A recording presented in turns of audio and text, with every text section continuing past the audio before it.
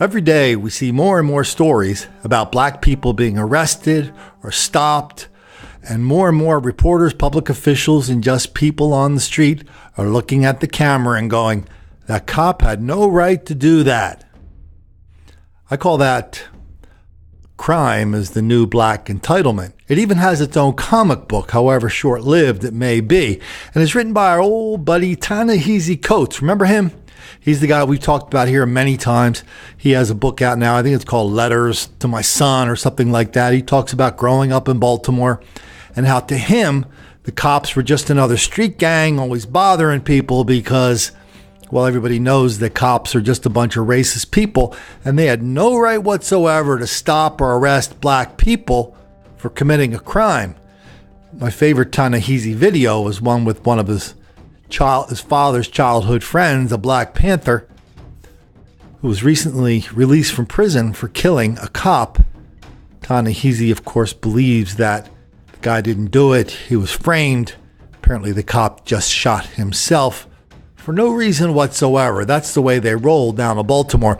Anyway, Ta-Nehisi Coates is basically a Black Lives Matter comic book, and well, nobody's buying it. I mean, literally nobody's buying it. So it's been out for 2 issues. I think they're going to publish the next 6th, but they've already, next 4 to make it 6, but they pretty much said they're going to discontinue it. Of course, a lot of people, a lot of reporters, a lot of commentators on the web say it's not fair to discontinue this magazine, this comic book, because it's written by a black person, and we know that there aren't enough comics about black people who are arrested by the cops for no reason whatsoever. So that's not very fair, is it? But that's just kind of like just the PR of the crime is the new black entitlement movement. Why don't we head on out to San Francisco? And in San Francisco, the city officials there pretty much decided that traffic fines and fines for, trying to ride the bus for free, trying to ride a trolley or subway for free. Traffic fines for all these things are unfair because they disproportionately affect black people. Let me read you just a little bit of this from the local newspaper up there. This is from I think the Chronicle. But despite its liberal, race-conscious reputation, San Francisco's fines and fees appear to unduly afflict African Americans in some cases. According to the new report, all of city residents who are arrested for failure to appear in traffic court or pay traffic fines, 45% are African American. African Americans make up less than 6% of the population. It's not in line with our values, said one city official. We are a compassionate city, and we can do much better than that. And they go on and on and on to remind us why black people have the right to break traffic laws, to ride buses for free.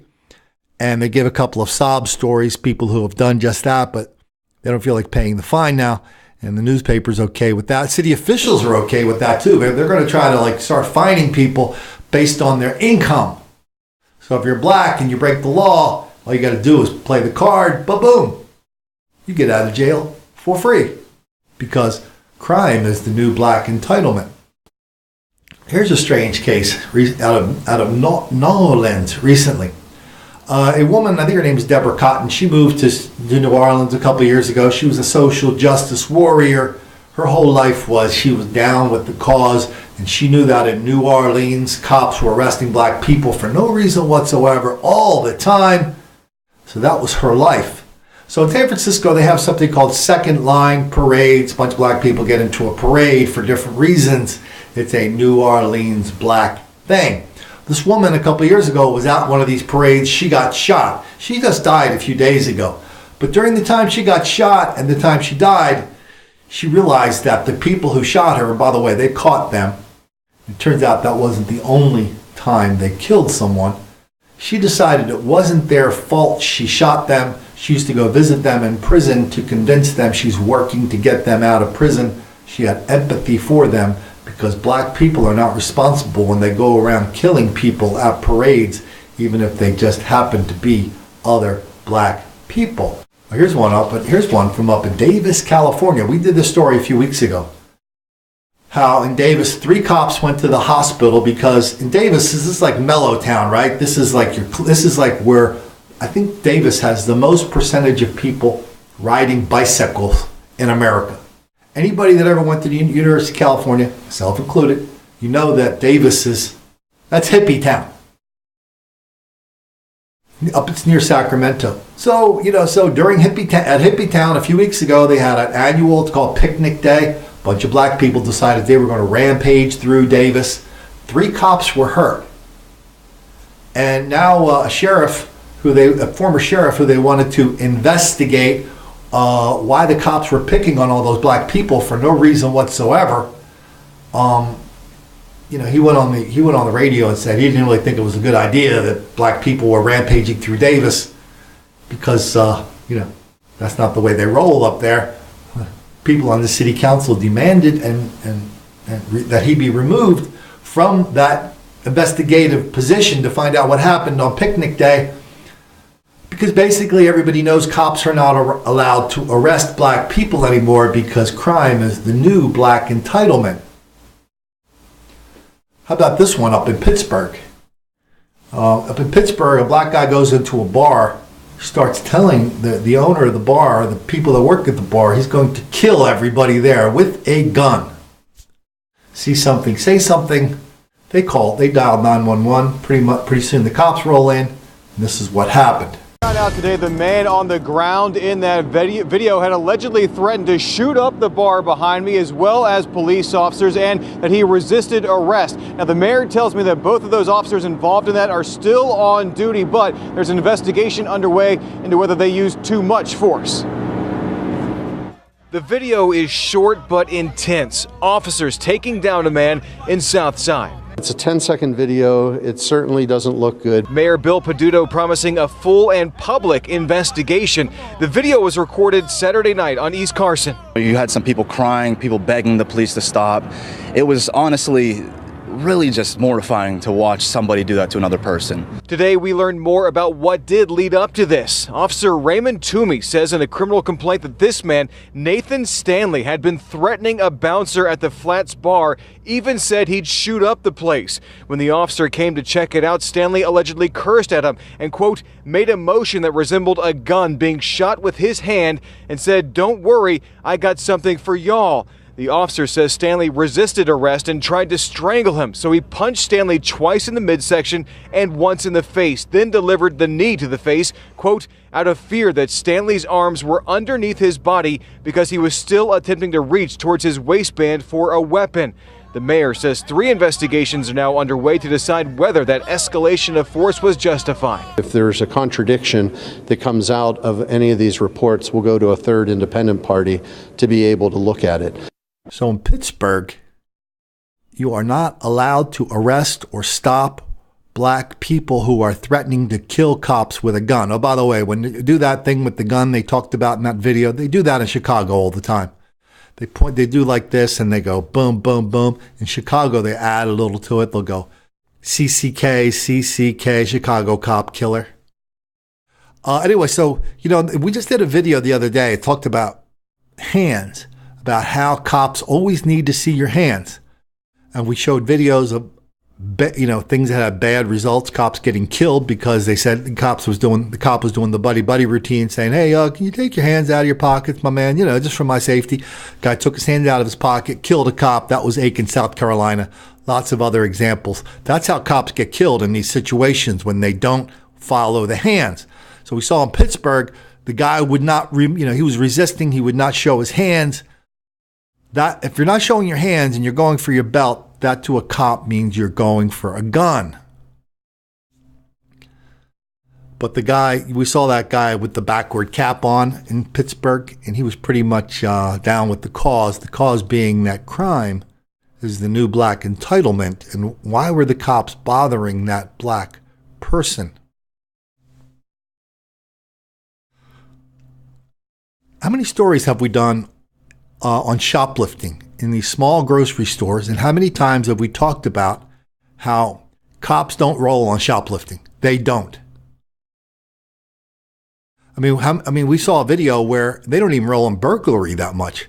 We did a video out of Detroit just a few months ago, and the video showed it was one of these, like the guy had a alarm on his phone or on his thing at home, and at 2 a.m. he sees a black person in his store, basically is sitting there drinking stuff and ransacking the place in a very leisurely fashion. He calls up, he goes, "Hey man, there's a guy in my store, blah, blah, blah." Cop said, "Okay, yeah, we'll get there." 4 hours later, they roll in.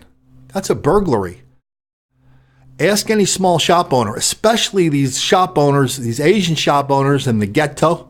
Cops don't roll on shoplifting anymore. They just don't. They do. It's 3, 4, 5, 6 hours later, 7, 8 hours later. Asian shop owners are terrorized by black people every day. And so this is kind of what you're going to see now is kind of a different special case of that. This is in Memphis and outside of Memphis. People just come in and steal stuff. They just come in and steal stuff very leisurely. They just pick up. You're going to see, okay, let's just watch it. Another example of what we're talking about. It's common knowledge when you go to pretty much any retail shop, you're under some type of surveillance. But look at these videos given to us from convenience stores around the Memphis area, and it's as if the cameras aren't there. This video shows 3 men at a hop-in off Summer. They walk in, load up with as much beer as they can carry, and they're off. This guy is accused of casually taking cases of Powerade from a Kirby location. It's unbelievable. I mean, I can imagine trying to do something like that. I mean, it seems like the people that are doing this don't care if they get caught. That's the voice of Salman. He operates 12 of the numerous Exxon hop-ins around the Memphis area. He isn't comfortable using his full name or showing his face because he's working to get these thieves caught on camera from stealing from his stores, caught by law enforcement. When you see the same person coming in every single day, taking the same beer every single day, you can just imagine what kind of losses that could lead to. Video after video he sent me appears to show bold thieves blatantly stealing cases of beer or other items. Cashiers often helpless to stop them. Petty as it seems, these crimes add up. Last year, Salman estimates the 20 total businesses he operates lost $100,000. The way we're trending this year, it's gone up quite a bit. We're trending to lose over $200,000 in just these petty thefts. Petty thefts that can turn into something more. This person accused of stealing chips was in such a hurry to leave, they backed into a pump, doing $1,500 in damages. Sometimes the crimes escalate. You can see this man decided to go for cash in the register. The police are doing everything they can. They've been very helpful to us, but we want to be able to put the word out. Lieutenant David Ballard is part of a team trying to help. ALERT stands for Area Law Enforcement Retailers Team. A branch of the Shelby County Sheriff's Office, they track retail crime. The numbers he shared with us, staggering. Since January 1st, there have been nearly 3,000 misdemeanor shoplifting incidents. A little more than 1,100 of those from convenience stores. Ballard said while these stores are targeted varies. Sometimes it's for personal consumption. Other times it's for drugs, trading a case of beer for some dope around the corner. And often it's part of a much bigger operation. They'll steal a volume of these items from multiple stores and take them to another store and resell them, even though that store owner knows they're stolen. Purchasing the stolen beer or snacks to make fast cash. They're buying them at about 25 to 40 cents on the dollar. I mean, let's face it, they're trying to turn a profit, and if they can get the merchandise, from a guy on the streets versus the vendor delivering it to them, they're making a lot more money, tax-free. So this is all confiscated things that have been probably stolen from somewhere else. Ballard showed us merchandise, in this case Red Bull. His team nabbed from a convenience store selling items coming from a reputable store like Salman's. This is all confiscated, that he doesn't have a license, doesn't have a contract with this vendor, so we seized all of that. Lieutenant Ballard says these surveillance cameras are one of the key components to catching those brazen thieves who think they can walk out the door with just about anything. Some people, this is just their business. That's what they do. When they wake up in the morning, they're coming up with a new scheme to steal and to turn that merchandise over for a profit. Salman has posted pictures of the accused schemers in front of his businesses, hoping someone recognizes a bad guy. We're heavily invested in the Memphis community. We love Memphis. We live and work here, and we want to be able to stay here. And how do these thefts affect us, the consumer? Their losses are going to be translated back to the consumer. I mean, that's the business model. That's right. The next time you buy a six-pack, it could cost you more. While the problem may look daunting, Salman and law enforcement are asking for your help. They know more about their neighborhoods than we do. I mean, they're there every day. And so I commend, that sheriff's deputy who's in charge of this task force. And it may be outside of Memphis, it's a little different, but in Memphis, you could call cop. You're not going to get a cop to come to your store for shoplifting for a very long time, maybe the next day. And that's the one thing they left out of that report, is that shoplifting is basically not a crime, because crime is the new black entitlement. Now, I just got an email a couple minutes ago from a young lady who's also very, very unhappy with good old Colin about the videotape we made about Virginia Beach, about Black College Beach weekend just a few weeks ago. Large-scale black mob violence all over town, attacking cops. The weird thing about this, and it was buried in one of the articles, so you got to look at these things with a magnifying glass. It was buried in one of the articles, but one of the articles said the people and the crowd were not just resisting and antagonizing and attacking cops. The crowds were seeking out cops to do that. Lots of violence, lots of mayhem, not that many arrests, not too many people alarmed at it, because everybody knows from Virginia Beach from 1989 and from 2013, there was huge episodes of black mob violence. Maybe this one might have been worse than a couple of years ago. That's what people do in Virginia Beach, right? They sit around on their porch and they discuss different episodes of Black College Beach weekend, which was worse, which was this, which was that. Horses get killed in Virginia Beach during Black College Beach weekend. They hit a horse on the head with a cinder block. Anyway, one of the people that was one of the things I do on when I do a video like that, I go to Twitter, I grab and because people are tweeting during Black College Beach weekend, and they're using a hashtag CBW College Beach weekend, and everybody's down with the cause. Hooray! People are in bikinis, and they're saying what a great time they had and all this stuff. But let me read this email I got from this woman who's very unhappy with good old Colin. Mr. Flaherty, it has been brought to my attention that photographs of me were used throughout the duration of your YouTube video, titled in the subject of this email, without my consent, and was viewed thousands of times. Your channel seems to revolve around racially motivated hate towards the black community. I'm sure you are aware of the consequences of using someone's picture without their knowledge for exploitative purposes. I'm demanding the immediate removal, Maybe you should focus your YouTube channel on more pressing matters. For example, the FBI investigating Donald Trump for ties with Russia, or predominantly white institutions, PWIs. Spring breakers trashing Cancun beaches and chanting, "Build that wall." I know I keep hearing about this, but no one ever sends me any photographs of it. How about the death of a college student attending a PWI because of hazing, or the first man to be prosecuted for a federal hate crime targeting transgenders? Colin, parentheses here. Oh yeah, both of those things are wildly out of proportion. A black thing. Sorry about that. Back to her letter. But those all focus on white people and their deviancy. And I'm sure you are not a fan of self-reflection. Shining the light on white crime would not sit well with your target audience. Oh, I think she's talking about you. Nor would it fulfill your racist agendas. Blah, blah, blah. What's this chick's name? Signed, Cheyenne Dyson. Dear Cheyenne, we busted a lot of black people misbehaving during Black College Beach Week in Virginia Beach, and we busted a lot of reporters and we busted a lot of public officials pretending nothing happened. That's what we do here. So we expose your little fairy tales that you and your friends talk about with each other, but never have 1 ounce of proof to talk about. We don't just say this happened or that happened. We show it. And one thing we're showing on this video is this enormous sense of entitlement that we're seeing now every day more and more and more. You know, I forgot my favorite. I'll just put it on here as a capper. We talked about this a little bit. The district attorney's race in Philadelphia. 7 people were running for the Democratic nomination. And in Philadelphia, pretty much everybody believes getting the Democratic nomination is tantamount to getting the job.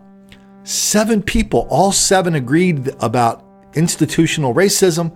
That's the only reason why there's black people get arrested in Philly. The only reason why they get convicted. The only reason why they get sent to jail. The only reason why they stay in jail. And the only reason why after they get out, they get sent back to prison. Institutional racism. And the guy they elected, his name's Krasner, he's the worst of the bunch, or the best of the bunch. George Soros made a $1.4 million independent contribution to his campaign, and Krasner spent the last 30 years defending Black Lives Matter, a bunch of other organizations, everybody who's down with the cause of black victimization and white racism, which we here expose as the greatest lie of our generation. I know a lot of people had a lot of hopes for Donald Trump. Maybe you still do. And Jeff Sessions, and maybe all this is going to be turned around. But I will tell you, nothing's turning around. I'm seeing more and more and more of this. I'm seeing more and more people who are more and more eager just to pretend none of this is happening. The black people should not be arrested. That black crime is the new entitlement. There's tons of it out there if you want to look. If you don't mind making a few black kids angry.